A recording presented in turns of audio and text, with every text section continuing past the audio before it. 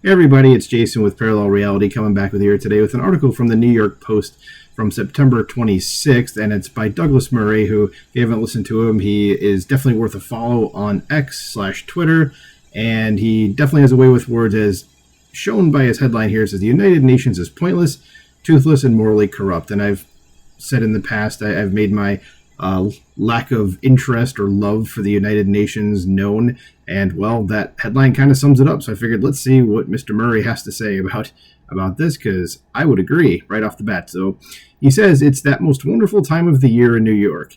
I mean, of course, the time when the United Nations General Assembly is in session. There really is nothing like it. If you can't get down a couple of blocks on foot, you can at least console yourself that some African despot is holed up in his 5-star hotel. And if you can't cross town in a car, then you can be safe in the knowledge that some Arab potentate is raiding the minibar in a hotel of their choice. I wonder what this link is to here. Broken subway. Okay, stuff like, wonderful. So New York's doing good. It says, but at least you know that the real action is going on over on the floor of the United Nations. It says, on Tuesday, it was Turkish President Erdogan. I'm just going to say that because I'm not going to be able to pronounce the first part of his name right. So it's Turkish President Erdogan of Turkey who was up, and from the main podium at the UN, he used an analogy that people like him enjoy using on First Avenue. Quote, just as Hitler was stopped by the Alliance of Humanity 70 years ago, Netanyahu and his murder network must also be stopped by the Alliance of Humanity, end quote. Because, there's nothing like overdone World War II references because they don't have anything else. And this is coming from a guy who has ethnically cleansed, like actually ethnically cleansed, not like, Palestinians like to refer to Israel doing a thing they're not actually doing, like actually ethnically cleansed ethnic groups. So, yeah, I F off is all I'm going to say to that dude. So at the 79th General Assembly, the Turkish president also criticized the UN for failing to fulfill its original mission and instead becoming a dysfunctional structure. We should probably consider kicking Turkey out of NATO, and we should just get out of UN altogether, but that's me. Since he's right on that last bit, at least. But unfortunately, he seems not to realize is that one reason the UN is dysfunctional is because it allows despots like him to use the stage to attack not only the country that is hosting them, but also our democratic allies. This is, of course, Erdogan is simply committing what this city shrinks would call projection. Throughout his time in office, Erdogan has consistently locked up journalists, judges, and anyone else who stands in his way or criticizes him. Says after what he claimed was a coup against him in 2016, he locked up around 50,000 people. I did not know that, but I knew the guy was something more of a dictator than an actual, president, if you will. As he has also continued a war of aggression against the Kurdish people who have been denied a state of their own by Erdogan, among others. Scroll down, and then that whole banner pops up. Says, when faced with people like Erdogan, Vladimir Putin, the mullahs in Iran, and the terror-sponsoring slave state of Qatar, you would have thought that the world's democracies would have a chance to shine, but then you would be wrong. It seems that when it comes to speeches before the UN, the Western democracies are not sending our best. Take the speech, did it again, or I scroll down a little too far. It says, take the speech of the UN this week by new British Foreign Secretary David Lammy. And this is a dude I'd heard of before, and I'd seen stuff from him years ago. This dude is as bad as any leftist in the United States, and he's not particularly intelligent. Says, Lammy has the unfortunate habit that a lot of our politicians in America share of thinking that he is the most important subject. In the same way that Tim Walz cannot answer a question on the economy without talking about the house in which he grew up in, so Lammy believes that there is no issue of international politics that cannot be brought back to his favorite, chosen specialized subject, himself. As this week, Lammy tried to take a big grandstanding address to the Russian delegation, or tried to make a big grandstanding address to the Russian delegation. He told the assembly, I speak not only as a Briton, as a Londoner, and as a foreign secretary. All of which is true, it's why he's here. But then he went on to try to talk about Russia's aggressive war against Ukraine.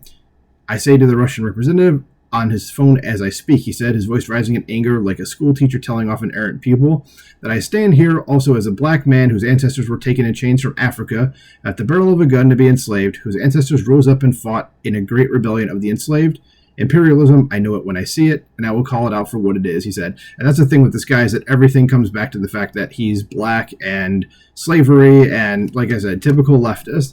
As Douglas Murray says, he has to make it about him. It says Mr. Lammy was educated at a choir school in charming Peterborough, England. From there he went on to, among other places, Harvard. And while he is black, there is no special insight he could have possibly have gained from ancestors he never knew fighting rebellions he never saw. 100% correct.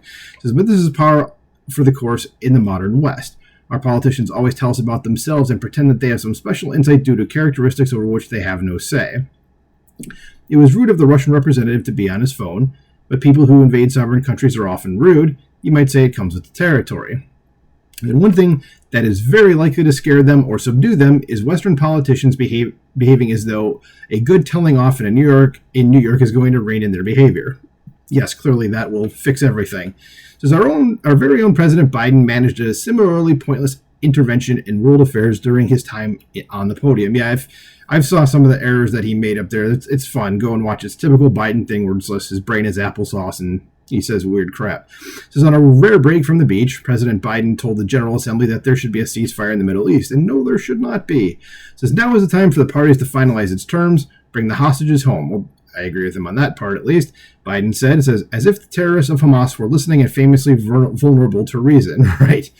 Says, not content with not solving that conflict, Biden went on to say of the escalating war between Israel and Hezbollah in London, full-scale war is not in anyone's interest. And as I'm recording this, the news has come out a few hours ago that the leader of Hezbollah is probably dead.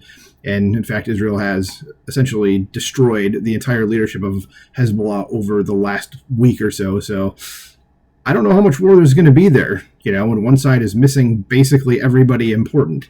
Anyway, let's go back to the article. It says, which isn't true. And whoa, this thing just totally skipped on me, or an ad just popped up right in the middle.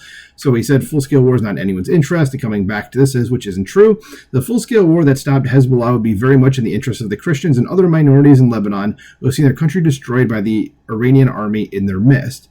And it would be very much in the interest of the millions of Israelis who either cannot live in their homes in the north of Israel or have to spend every day going to the bomb shelters to hide from the thousands of rockets Hezbollah keeps firing at them. Because even as the situation has escalated, a diplomatic solution is still possible, said Biden. Probably not. It says, as though the body he was speaking to is not the same body that passed a resolution 18 years ago called 1701. A resolution preventing Hezbollah's arms buildup, which the UN has done absolutely nothing to uphold because it's against Israel, and the UN has been against Israel since its formation. Go see which country has been sanctioned the most by the UN. It's Israel. Says the world is full of bad people, and New York is chock full of them this week. But the world's democracies need leaders with the strength to stand up to them and not just tell them where to go, but what we might do about it. Yeah, so I'd love to see if Trump came in and just said to the UN, get the hell off our land, find another place to go, we're taking that back, and we're not going to be a part of you anymore. You're a useless organization. Like you said, it's pointless, toothless, and morally corrupt. Nothing happens there. Okay, like it said at the very bottom of the article, that this resolution, which I've seen before, but I couldn't explain what it is 1701. It says preventing Hezbollah's arms buildup. I mean something, looking into it more deeply. They've done nothing about it because no one cares what the UN has to say. What authority do they have? Anyway, that's all I have to say about this. Let me know what you think about this. Do you agree with Douglas Murray that the United Nations is pointless, toothless, and morally corrupt, or do you have another opinion? Let me know in the comments below. Like, share, subscribe, and I will talk to you soon. Bye.